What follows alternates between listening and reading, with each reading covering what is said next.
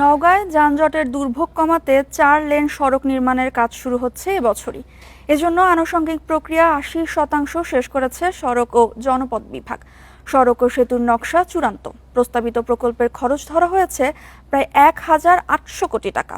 এই সড়ক নির্মাণ হলে যানজটের কবল থেকে মুক্তির আশা নওগাঁবাসীর। ৪ দশকেরও বেশি সময় আগে নওগাঁ জেলা শহরে উন্নীত হয়, তবে প্রশস্ত হয়নি শহরের প্রধান সড়ক। যানজটের ভোগান্তি আর ছোট বড় দুর্ঘটনা তাই নিত্যসঙ্গী স্থানীয়দের। দুর্ভোগ কমাতে ৪ লেনের সড়ক নির্মাণ প্রক্রিয়া শুরু করেছে সড়ক ও জনপথ বিভাগ। প্রস্তাবিত প্রকল্পের খরচ ধরা হয়েছে প্রায় ১,৮০০ কোটি টাকা। এর মধ্যে ২০ একর জমি অধিগ্রহণ এবং ক্ষতিপূরণ বাবদ খরচ প্রায় ৬৫০ কোটি টাকা।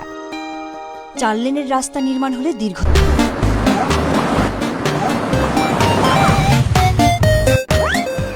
দিনের যানজটের দুর্ভোগ থেকে মুক্তি পাওয়ার আশা এলাকাবাসী। যানজটের তীব্র সংকটের কারণে আমরা যে সাধারণ জনগণ অনেক সময় ঢাকা শহরের মতো আমাদেরকে দাঁড়িয়ে থাকতে হয়। ৪ লেনের রাস্তায় রূপান্তর করবার জন্য লড়াই সংগ্রাম দাবি করে আসছে। বিগত সরকারের সময়ও আমরা এই দাবিগুলো করেছিলাম। এরই মধ্যে প্রায় ৮০% প্রস্তুতি শেষ। এবছরই নির্মাণ কাজ শুরুর আশা করছেন সংসদ সদস্য। তো ২-৩ সপ্তাহের মধ্যে আমাদের ফুল লেন আমরা এখানে তুলতে পারবো বলে বিশ্বাস করি। তাহলে তো 100% আমাদের কাজই ইনশাল্লাহ প্রজেক্ট পাস হয়ে গেলে আমরা খুব অল্প সময়ের মধ্যে কাজটি বাস্তবায়ন করার চেষ্টা করব।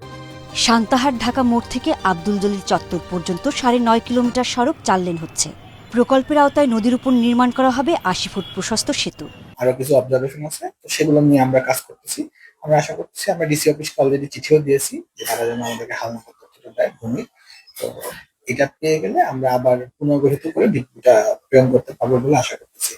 আগামী ৪ থেকে ৫ বছরের মধ্যেই ৪ লেন সড়কের কাজ শেষের লক্ষ্য সড়ক ও জনপথ বিভাগের। Independent news.